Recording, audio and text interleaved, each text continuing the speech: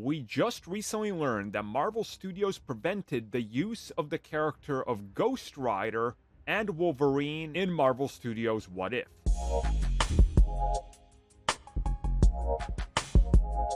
When it comes to Marvel Studios and their what I can best describe as a dictatorship to creators in terms of what they're allowed to do, touch, or even breathe, it's absolutely insane. So the more details we find out about what could have been and what was prevented, I think is pretty telling in regards to what we can expect in live action.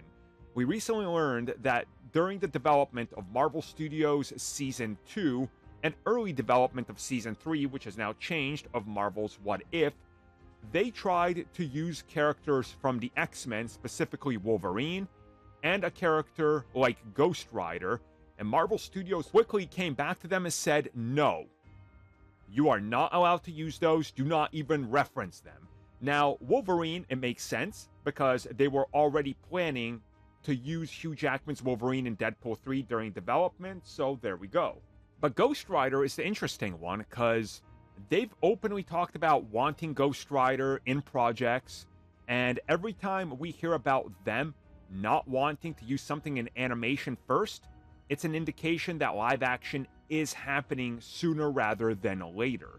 And this was confirmed recently by the same people that were talking about the use of Captain America Sam Wilson.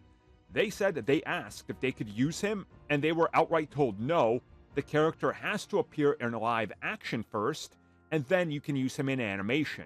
So it's interesting that they said if there's future seasons beyond Season 3, the Ghost Rider could be on the table, meaning that maybe we're going to get the character sooner rather than later.